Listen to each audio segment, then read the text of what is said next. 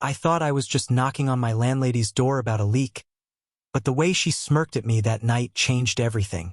The evening had that heavy, restless feel that only comes with rain. The kind of rain that doesn't pour in sheets but lingers in slow, steady drops, drumming on the roof until it seeps into the quiet corners of a house. My room sat just under the eaves, and tonight, the ceiling betrayed me. A thin leak had begun to spread across the plaster, the sound of each drop landing in a tin cup making it impossible to ignore. I hesitated before leaving my room. It wasn't that I was shy about asking for help, but knocking on her door always felt different. My landlady wasn't just anyone. She carried herself with a kind of graceful authority, the kind of presence that made you aware of your posture, your words, even the way you breathed when she was near. Still, the leak wasn't going to wait. I found myself standing outside her door, knuckles hovering, the hall dimly lit by the faint golden glow slipping from beneath her frame. My pulse felt louder than the rain. When I finally knocked, the sound was almost too soft. A moment passed, long enough for me to consider retreating, before her footsteps drew closer. The door creaked open, and there she was. Her hair, usually kept in a neat twist during the day, now spilled loosely over her shoulders. A silk robe, cinched lazily at the waist, hinted at her bedtime ritual interrupted. She wasn't done up, yet there was something even more captivating in her ease. She leaned one arm casually against the frame, regarding me with a kind of amused patience, as if she'd known I'd be there eventually. "What is it this time?" she asked, her tone light, her eyes quick to notice the awkward way I shifted my weight. I explained about the leak, stumbling over the details as if the words themselves were slippery. She listened, lips curving into the faintest of smirks. Then, with the kind of timing that leaves no room for defense, she murmured, "Knock again, and I'll make it worth your while." The words weren't sharp, not mocking but playful, wrapped in a kind of teasing warmth that unsettled me more than it should have. I laughed nervously, unsure whether to meet her gaze or look at my shoes. My throat felt dry, though the air was damp with the scent of rain. She didn't explain herself, and I didn't dare ask. The silence stretched, filled only by the patter of water outside and the faint hum of electricity in the hallway lamp. Finally, she tilted her head, softening her smile. "Come in for a moment," she said. "We'll figure it out." And just like that, I stepped across the threshold, knowing, though I couldn't name it then, that something in me had shifted the moment her smirk met my hesitation. The ceiling leak had been the excuse, but her words were what I carried back into the room of my chest, replaying in my mind long after the rain. The rain hadn't let up. By the time we'd finished glancing at the damage in my ceiling, the windows were still streaked with steady lines of water, the world outside blurred into a gray watercolor. I made some half-hearted comment about heading back upstairs, but she waved it off with that small, decisive gesture of hers. Palm out, fingers relaxed, as though she could quietly rearrange the rules of the evening with a flick of her hand. "Sit for a while," she said. "No use running up and down when the rain's only getting heavier." I followed her into the kitchen, trying not to feel out of place. It wasn't the first time I'd been in that room, but something about the hour, late enough for the world to feel hushed, made it feel different. Intimate, somehow. The space reflected her personality. Everything neat without being sterile, small plants perched on the windowsill, the faint scent of herbs lingering in the air as though the walls had soaked them in. She reached for a tin on the counter, movements unhurried, graceful in their economy. "Chamomile," she explained, glancing over her shoulder. "Good for calming restless minds." Her words made me wonder if she sensed my nerves. I leaned against the doorframe, pretending at ease while my chest betrayed me with its uneven rhythm. She boiled water, the low hum of the kettle filling the silence between us. When she turned back, 2 porcelain cups rested in her hands, steam curling upwards. "Here," she said softly, placing one in front of me. Our fingers brushed, just for a second. But the contact was startling, not because it was bold, but because it was so ordinary and yet carried more weight than it should have. Her hand was warm, steady, and I felt the warmth long after she pulled away. I sat opposite her at the small table. Candlelight flickered from a stub left in a glass holder, softening her features. The robe she wore earlier was now tied more securely, but it still gave her an air of casualness I'd never seen in her before. I caught myself studying the way she cradled her mug, how her eyes lingered on the rain beyond the window before returning to me. "You know," she said, breaking the quiet, "most of my tenants barely speak to me, pay their rent, keep to themselves. It's refreshing to have someone who actually knocks." I smiled at that, though her choice of words stirred the memory of her earlier teasing remark. "Knock again, and I'll make it worth your while." My chest tightened at the echo, though I kept my face composed. We talked a little about the house, about the storm, about small things that didn't matter much yet felt important in the way they wove a bridge between us. Every laugh from her seemed to soften the space around us, every glance lasting just a moment longer than necessary. By the time the mugs sat empty, I realized I wasn't thinking about the leak anymore. I was thinking about the warmth of her kitchen, the faint trace of her perfume mixing with chamomile in the air, and the simple truth that sitting across from her like this felt like the most natural thing in the world. And though I never would have admitted it aloud, part of me hoped the rain wouldn't stop too soon. The storm carried into the night, relentless. I thought the quick patch we made earlier would hold, but around midnight the steady plink, plink, plink of water hitting the bucket dragged me awake. The ceiling stain had spread wider, darker. I lay there for a while, staring at the shadows shifting with every flash of lightning, trying to convince myself to wait until morning. But the leak was worsening, and so was the unease in my chest. Before I could second-guess myself, I was back in the hall, damp towel in one hand. Her door glowed faintly with the soft light inside, just as it had before. I hesitated. Knocking once felt bold enough, twice in the same night bordered on shameless. Still, I lifted my knuckles. The sound echoed quietly in the corridor. Her footsteps came sooner than I expected. The door opened, and there she stood again, this time in a long cardigan over her robe, hair gathered loosely, like she had been half ready for bed. She blinked, surprised, then broke into a small, knowing smile. "Back again?" she teased gently, voice lower with fatigue. "Careful, or the neighbors will start to talk." I fumbled for words, holding up the damp towel as evidence. "The patch didn't hold. It's worse now," she sighed, though not in annoyance. More like someone resigned to the inevitability of things. "Come on then. Show me." We climbed the stairs together. The house was dark, save for the flashlight glow of her phone guiding us. The storm outside pressed against the windows, every gust rattling the glass. Upstairs, water was dripping steadily through the ceiling seam. She tilted her head back to inspect it, and I did the same. The air was close, humid with damp plaster and rain-soaked wood. She stepped forward, shoulder brushing mine as she steadied her view. The small touch, innocent, casual, sent a current through me. I held my breath without meaning to. "Hold this," she said, pressing the flashlight into my hand. She climbed onto the small step-stool I'd set beneath the leak. The robe swayed lightly with her movement, and for a moment I felt guilty for noticing the curve of her form outlined against the light. Then she wobbled, just slightly, and instinct moved faster than thought. I reached out, steadying her with one hand on her arm. Her skin was soft, warmer than I expected, the muscles beneath taut with balance. She glanced down at me, eyes catching mine for a heartbeat longer than necessary. "Careful," I murmured. Her lips curved faintly, almost imperceptibly. "I thought you said you were the one fixing things." I swallowed, still holding her arm, still unwilling to let go even though she'd regained her balance. The moment stretched, the air thick with silence, the drip of water the only sound between us.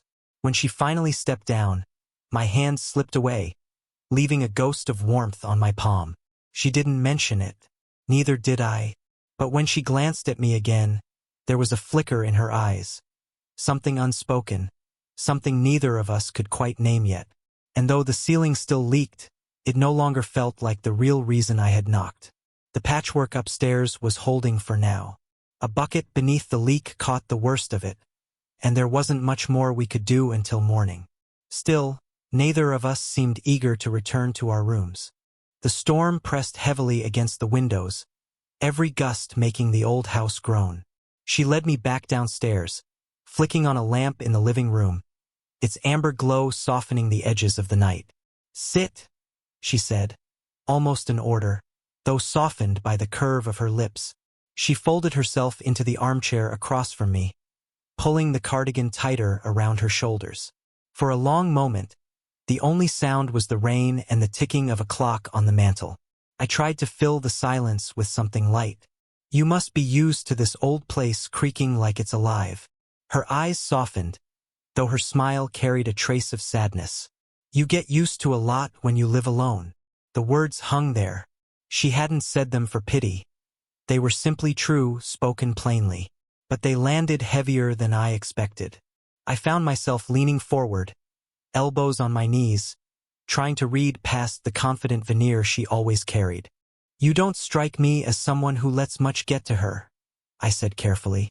She huffed a laugh, shaking her head. "Everyone assumes that. Strength, independence, those are easy masks. But nights like this," she gestured faintly toward the window, where rain blurred the world beyond. "Nights like this remind you of the quiet. Sometimes it feels louder than the storm." Something shifted in my chest then, a kind of ache I hadn't expected. I understood loneliness in my own way, though mine was younger, more uncertain, shaped by feeling out of place in a life that hadn't yet settled. "I get that," I admitted. "I feel like I'm waiting for life to start, watching other people figure it out while I'm still standing in the doorway." Her gaze fixed on me then, sharp but gentle, as if weighing my words against her own truths. Slowly, she reached out. Her hand landed lightly on mine, fingers curling around it as though testing the comfort of the contact. The warmth of her skin seeped into me, steadying my restless thoughts. "You're easier to talk to than most," she said softly, thumb brushing over my knuckles. The motion was small, almost absent-minded, but it sent a pulse of awareness through me. I didn't move, afraid the moment might vanish if I did. We sat there in that fragile quiet, her hand still over mine, the air thick with unspoken confessions. I wanted to tell her that her presence filled spaces in me I hadn't realized were empty. I wanted to ask if I did the same for her, but the words stayed lodged in my throat, too raw to risk. Eventually, she pulled her hand back, though not hurriedly. Her eyes lingered, as if to say the touch had meant something, even if neither of us dared to name it. And for the rest of the night, I couldn't decide what haunted me more, the weight of her loneliness, or the way her fingers had fit so easily between mine. By the time midnight bled into the early hours, the storm seemed to have swallowed the house whole. Rain hammered the windows, thunder rolled across the hills, and then, suddenly, everything went black. The hum of the refrigerator, the faint buzz of the lamps, all of it vanished in an instant. I sat there blinking into the dark, the only light a faint silver flicker of lightning through the curtains. Then her voice broke the silence, calm but with a touch of amusement. "Well," she murmured, "looks like we've been transported to another century." I heard the scrape of a drawer, then the soft flare of a match. She lit a small candle in a glass holder, its glow spilling across her face. The shadows softened her features, gave her eyes a warmth I hadn't seen before. She set the candle on the table between us, and suddenly the room felt less like a storm shelter and more like a secret world only the two of us inhabited. She leaned back in her chair, tucking her legs beneath her in a way that made her seem younger, more relaxed. "Feels like one of those old movies," she said, her tone playful. "Two people stranded by fate, waiting out the storm." Her words carried more weight than I could handle without looking away. I tried to laugh, but it came out unsteady. "Yeah, though usually in those movies the two people—" I trailed off, unwilling to finish the thought. Her eyes narrowed slightly, not unkindly, but with curiosity. "Usually what?" I shook my head, embarrassed by the heat rising in my face. "Never mind." For a moment, silence reclaimed the room. The rain against the windows, the candle flicker, the faint scent of chamomile still lingering in the air. It all felt heightened, as though the storm itself had pulled us closer. She leaned forward, elbows resting on her knees, chin propped on one hand. The candlelight danced across her skin, casting shadows along the delicate lines of her face. She studied me. Not casually, but intently, as though she were peeling away the masks I didn't even realize I wore. And then, slowly, she shifted closer. Not much, but enough that I could feel the faint brush of her breath when she spoke. "You're quiet," she said softly, almost a whisper. "I don't trust my voice right now," I admitted before I could stop myself. Her lips curved into the faintest smile, a mixture of amusement and something deeper. The air between us was charged, a thin wire stretched taut, waiting for the smallest spark to close the distance. My heart hammered against my ribs, urging me forward. I leaned in just slightly, enough to feel the warmth of her skin, the whisper of her perfume mixed with candle smoke. Her eyes dropped briefly to my lips, then back up, and for a heartbeat, I thought it was going to happen. But at the last second, she drew back. Not abruptly, gently, gracefully, with a soft laugh that carried no cruelty.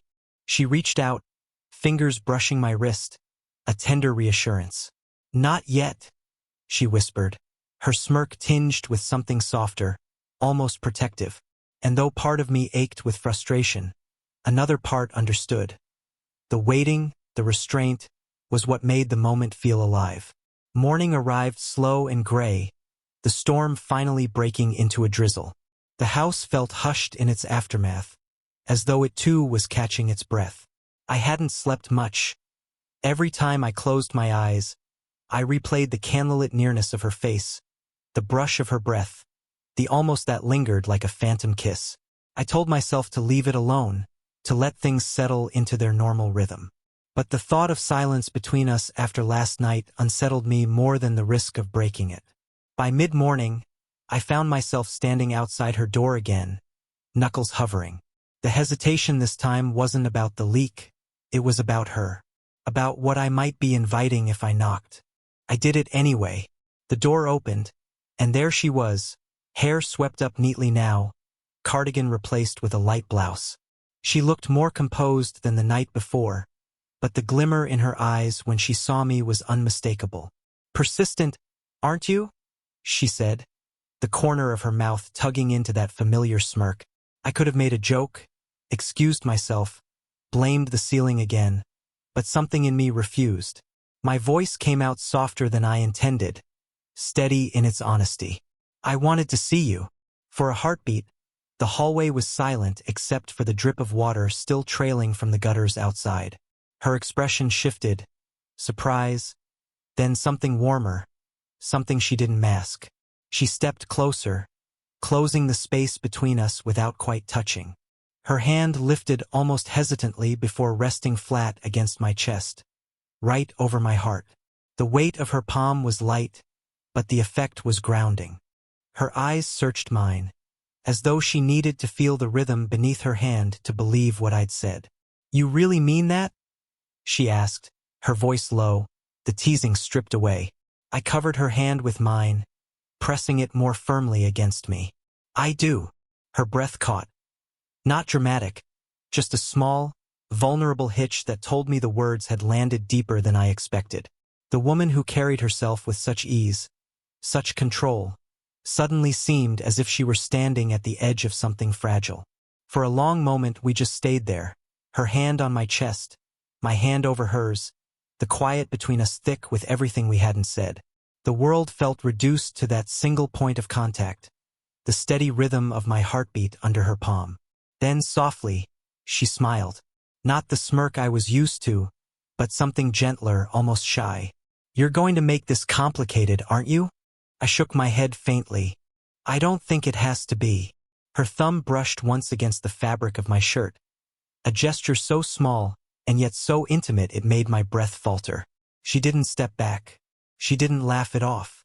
And in that moment, I knew, whatever came next, we had already crossed the threshold together. By afternoon, the storm had finally passed. The air outside was washed clean, the garden glistening under a fragile stretch of sunlight that peeked through thinning clouds. Inside, the house seemed quieter than it had in days. Not empty, but settled, as though the walls themselves had exhaled. I found her in the front room, standing by the wide window. She was gazing out at the dripping branches, arms folded loosely across her chest. For a moment I just watched her. The way the light softened against her profile, the calm steadiness she carried even when she didn't realize it. After everything the night had stirred between us, I half expected her to retreat into distance, to put the mask back on. But when she noticed me lingering in the doorway, her face warmed. She didn't turn away.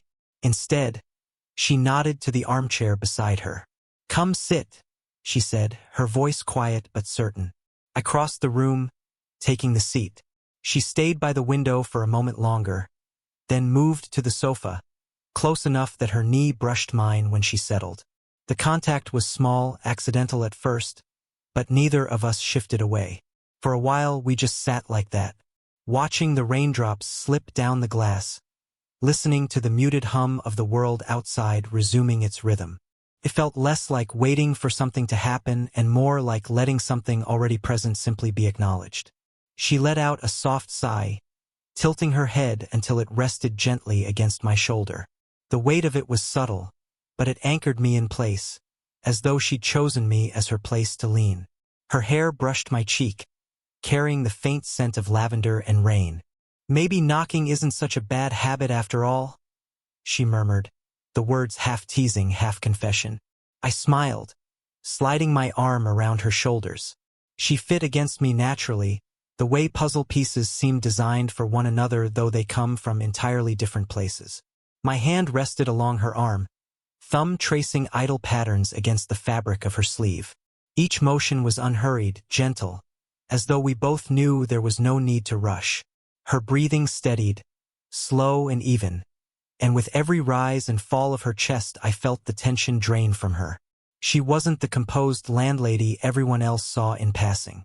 She wasn't the teasing smirk at the doorway. She was simply a woman who had let someone close enough to see the spaces in her she usually kept hidden. And I wasn't just a tenant anymore. The silence stretched, but it wasn't empty.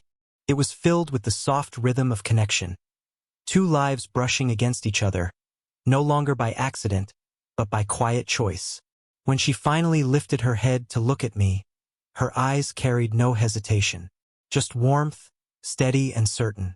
She didn't need to say anything more, and neither did I, because in that moment, sitting close while the last drops of rain clung to the glass, we both knew.